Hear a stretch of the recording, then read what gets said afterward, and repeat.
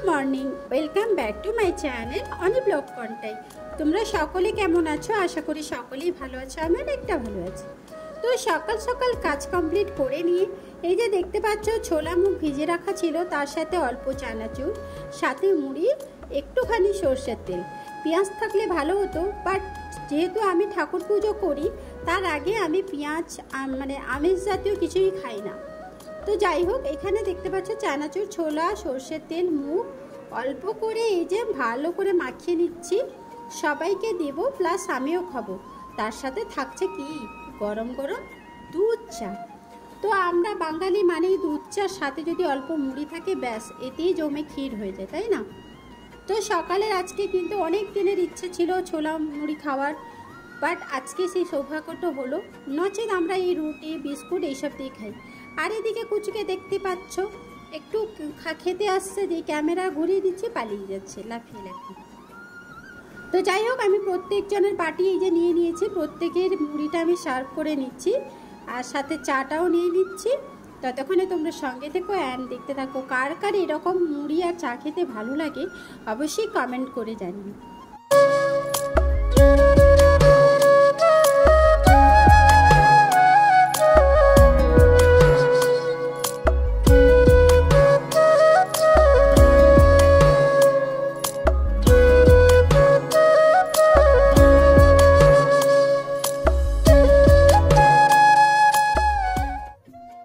সবাইকে দিয়ে দিয়েছি, এই যে আমার চা আর মুড়ি সাথে নিয়ে বসে পড়েছি।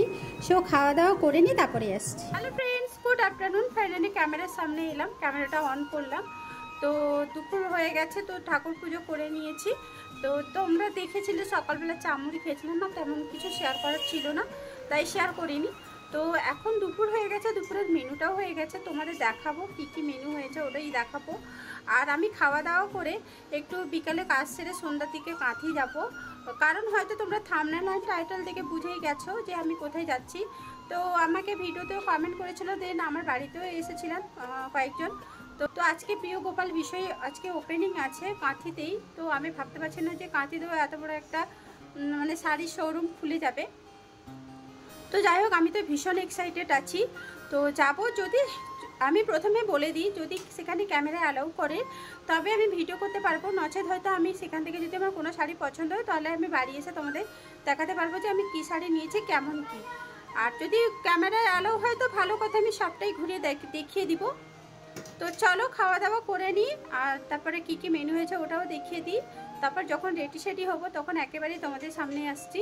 তো ততক্ষণে সঙ্গে থেকো অ্যান্ড দেখতে থাকো। আজকের মেনুতে দেখতে পাচ্ছ উচ্ছে আলু ভাজা। আমি তো তিতা খেতে ভীষণ ভালো লাগে, বাট দাদা একদম দিতে ভালোবাসে না, তার সাথে তাই আলুটা অ্যাড করে দিয়েছি। এই যে বাঁধাকপির তরকারি হয়েছে ইলিশ মাছের মাথা দিয়ে, অনেক দিন বাদে ইলিশ মাছের মাথা দিয়ে একটা তরকারি হয়েছে। দেন এখানে পুঁই ডাঁটার চচ্চড়ি হয়েছে ইলিশ মাছের তেল দিয়ে। আর এই যে ইলিশ মাছের টকটা ফ্রিজে কিন্তু অলরেডি ছিল, ওটাকে ফুটিয়ে নিয়েছি।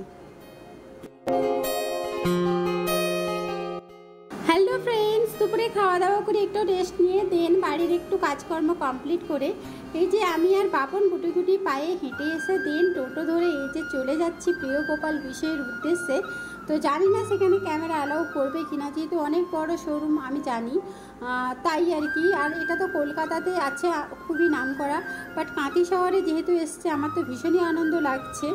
তো চলো একটু দেখাই। আর আমি কাঁথির মধ্যে ঢুকে গেছি, প্রথমে দীঘা বাইপাস রোড ধরে এলাম, একটু কাজ ছিল। দেন আমি দেখো এই যে এটা পোস্ট অফিসের একটু আগের এটা রাস্তা। আর তো বলেছিলাম স্বাধীনতা দিবস যেহেতু, তাই পতাকা পুরো দেখো গোটা বাজার ছেয়ে গেছে, ভালোই লাগছে।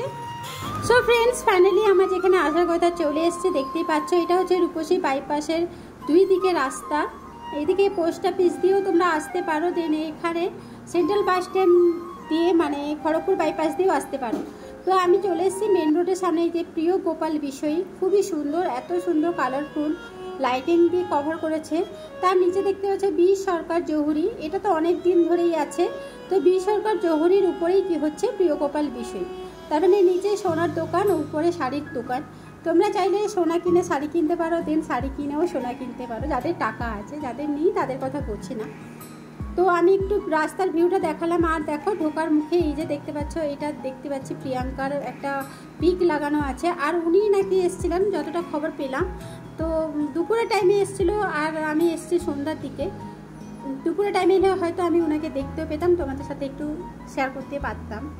তো যাই হোক, দেখো কত লোকজন ভিড় ভাট্টা করেছে, অনেক লোকজন ভিড় হচ্ছে, মানে নিচে তো ভিড়, তো উপরে জানি না কতটা ভিড় কি ফাঁকা।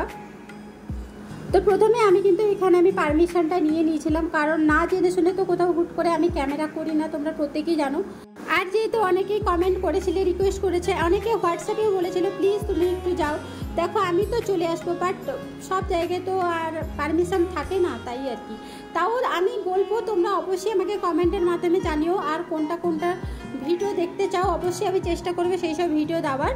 আর এখানে প্রথমে ঢোকার মুখে বি সরকার জহুরি দেখতে পেলে, নিচের কাউন্টারে বি সরকার জহুরি তোমরা দেখে নিলে, একটুখানি আমি তোমাদের দেখিয়ে দিলাম। তো তারপরে দেখো সিঁড়ি ধরে কিন্তু উপরে উঠতে হবে, মানে বেশি কষ্টও লাগবে না তোমাদের।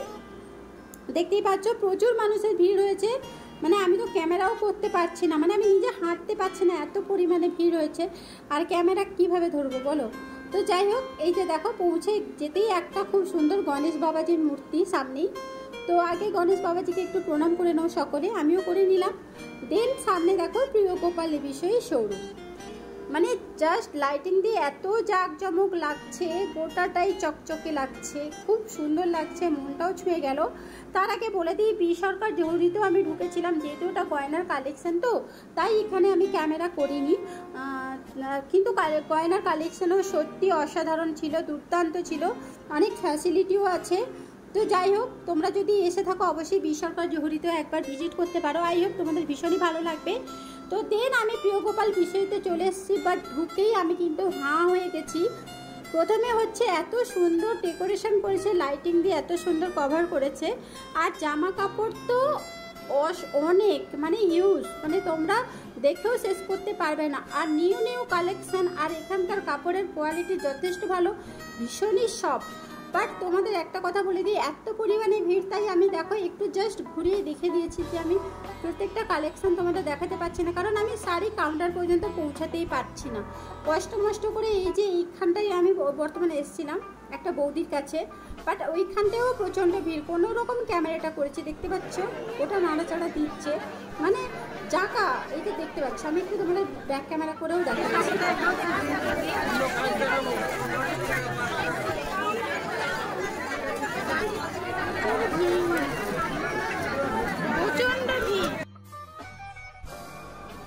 তো দূর থেকে এই শাড়িটা দেখছিলাম সিল্কের উপরে, খুব সুন্দর, আমি একটুখানি ক্যামেরা করলাম। তো তোমরা কারা কারা প্রিয় গোপাল বিষয়তে গেছো অবশ্যই কমেন্ট করে জানিও, আর যারা যাওনি তারা প্লিজ একবার চলে যেও। আমি শেষে তোমাদের একটা স্ক্রিনশট তুলে ধরবো, তোমরা সেখান থেকে কন্ট্যাক্ট নাম্বারও পেয়ে যাবে, কন্ট্যাক্ট করতে পারো। বাট কখন কখন ওপেন হবে বা কি কি যাবতীয় আমি একটা তোমাদের স্ক্রিনশট তুলে দিলে তোমাদেরও ক্লিয়ার করে নিতে পারবে যে ব্যাপারটা কি। দেখো ফ্রেন্ডস, প্রচণ্ড ভিড়, আমি কি করে পৌঁছাবো বলো তো, আর এত ভিড়ে না সত্যি আমি পারি না।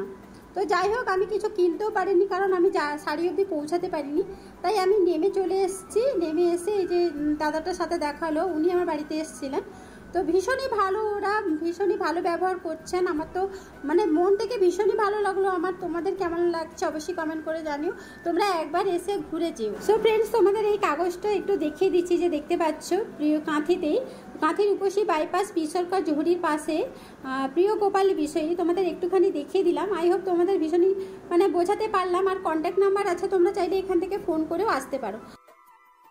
ভালো লাগলে একটা সুন্দর কমেন্ট, লাইক, শেয়ার অবশ্যই করে দিও। আর আজকের জন্য আমি এখানে এন্ড করলাম। তোমরা সকালে ভালো থেকো, সুস্থ থেকো, অ্যান্ড সাবধানে থেকো। নেক্সট ডে নতুন কোনো ভিডিও নিয়ে আমি অনিতা হাজির হয়ে যাবো। টাটা।